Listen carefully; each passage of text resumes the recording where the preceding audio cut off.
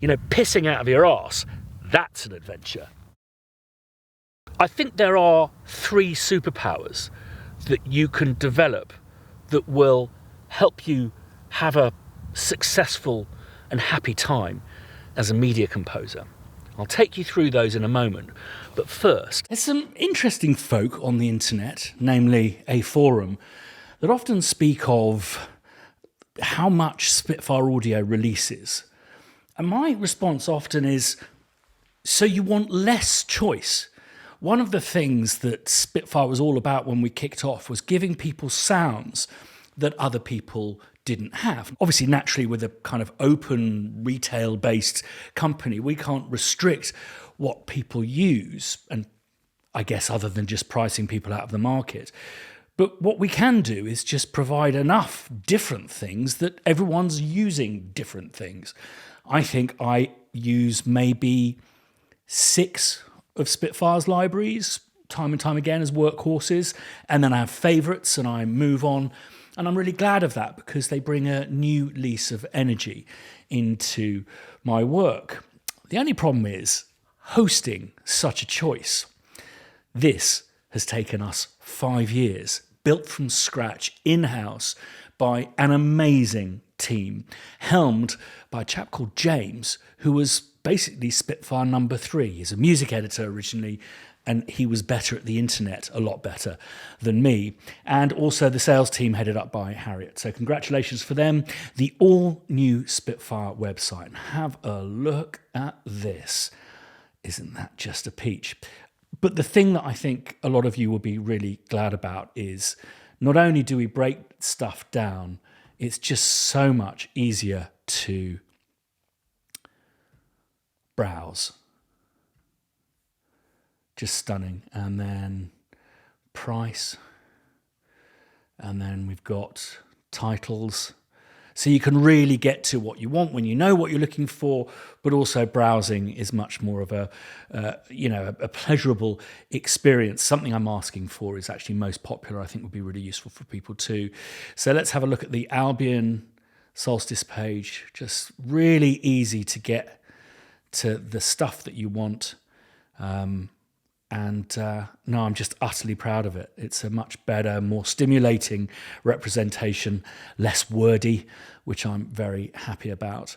My favourite page of all is the various different free options that we have. Originals just looks peachy.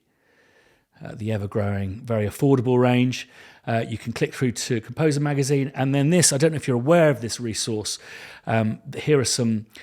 We've basically curated the YouTube channel and YouTube channels and have put various highlights here for you to help you get started. And these are all on Rolodex, like here. Absolutely fantastic.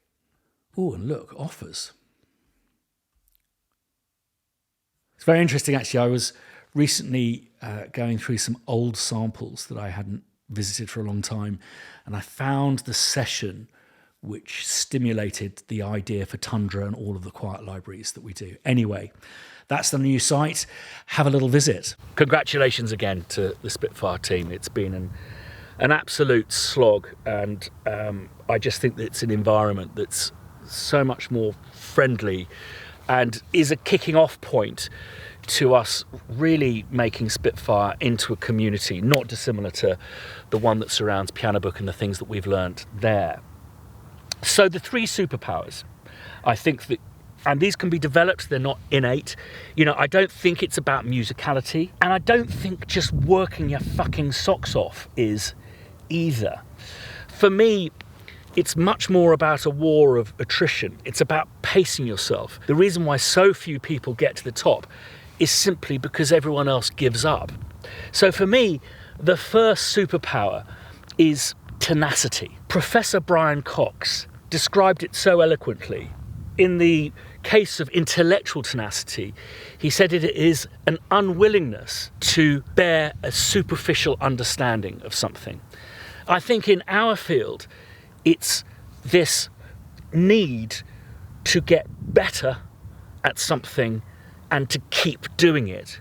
But it is also the thing that enables us to finish and move on once we know we have not superficially solved that problem. Tenacity is turning up for work every day, doing something that you don't feel that you're capable of doing. And even if you feel uncertain about what it is you have done, going back the next day and trying again. It's the ability to fail time and time and time again, and to learn from those failings to improve your chances in the future. And yes, luck is involved, but I love the definition of luck being chance combined with practice. The second of the three superpowers I think you need is conscientiousness, is the inner need to do what you do well and to be able to judge what it is you do in a way that moves your ego out of the way. It also extends to the experience that you're giving your client and a degree of empathy that you must employ to do that. And this is what's interesting because they can be at odds, these. Being conscientious about your art or your craft or your music can put you at odds with the director, because really all we're trying to do is help tell a story. But that's why we're part of a hierarchy. It's basically the director's responsibility. So being conscientious is delivering what that director wants and hopefully guiding him through the process and maybe offering up alternatives. Conscientious for me is, I don't know, director and I really like the opening of this scene, which is tense, that I'm working on at the moment. Client says, can we not have it tacit? And I've done a version of the cue, and the director has pushed back saying, no, I like building a bit of tension. There's a shock that happens here. The client is saying, won't the shock be even better if there's no tension beforehand? So what I've done is I've just simply suggested I will do two versions of the cue, one that is tacit at the top and it's not just them hitting mute, and the other is as it was with the tension bed at the beginning. That for me is conscientious because I'm aware of the fact that really I am in no control of my music. If they don't feel it's working, they'll fuck around with it.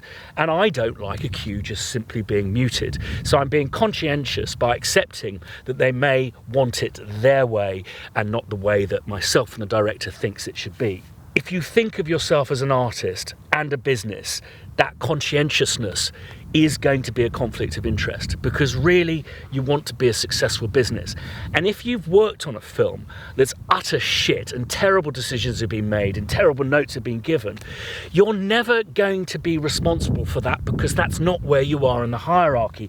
I mean, look at Pearl Harbor, for fuck's sake. The only way your business will suffer is if you do a job badly in the eyes of the people who pay your wages, or indeed the people who you're collaborating with. These are all powers that you can develop. John Cleese actually has got this small book on creativity out, and I think it's really good. I don't particularly like his viewpoints on stuff or his attitude as he's grown older. I believe he's a bit pompous, but it's a very interesting book, and you can read it in like less than an hour. It's a lunch break read. He says that these are all superpowers that you can develop. They're not innate. I put them above ambition and the ability to work very long hours, because that in itself, and I've seen it happen, and reflecting back on my own career, you can have too much. You can have too much ambition. You can be too much of a Jack Russell, kind of yapping and barking at people's heels, and you can definitely work so hard that you lose sight of everything. I remember going out with a really beautiful and lovely girl who, I think she worked in a theatre. We only went on a couple of dates. And she broke up with me because I just kept on cancelling on her, and then I wouldn't return calls and this, that and the other. And I remember just saying to her on the phone, don't you understand how busy I've been? It's just so difficult. And she goes, Christian, everyone has a job. They're just not as rude as you. And I think that was a real wake-up call for me. So ambition, yes, it's a desire to do something, but it's useless without tenacity and conscientiousness. Utterly useless.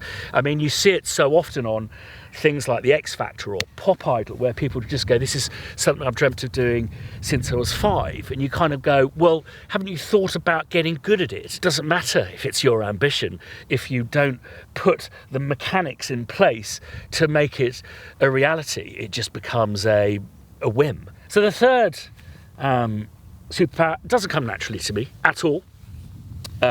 Whilst I'm a card-carrying liberal Guardian reader, I think that I'm quite conservative in my mindset, and hence the tweed jackets and all of that kind of stuff.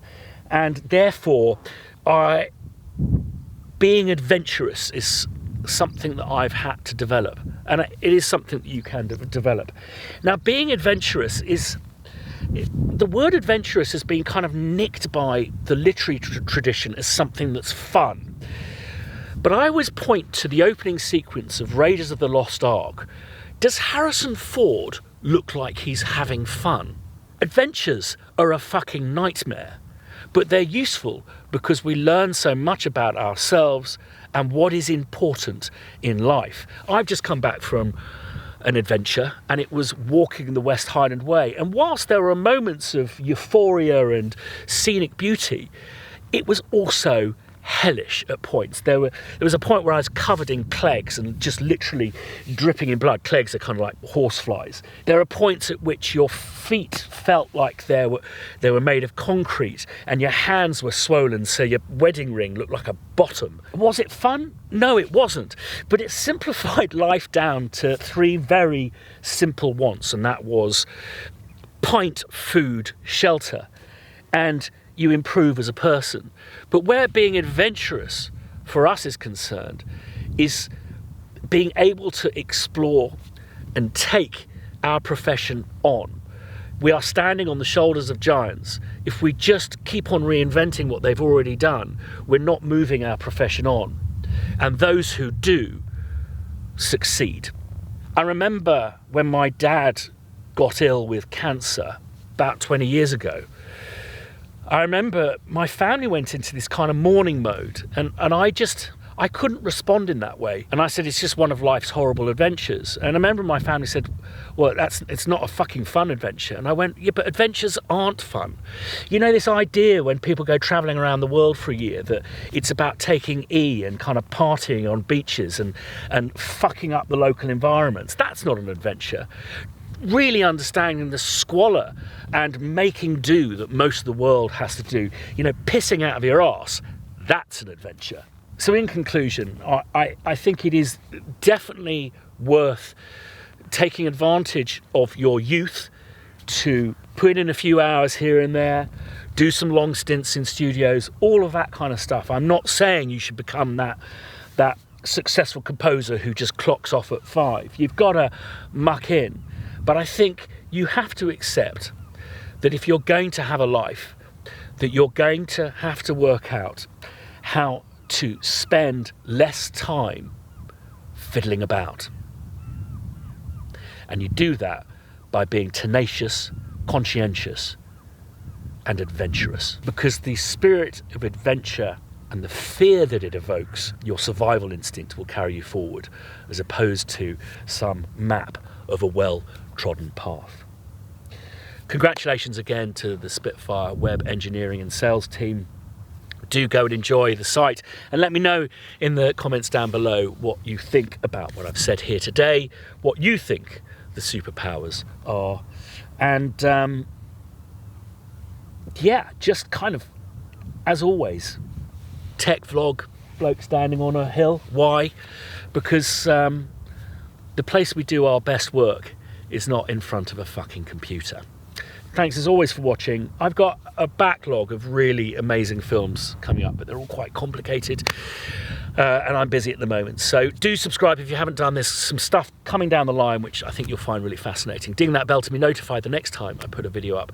And one of those for the Spitfire team. Congratulations to you. See you next time.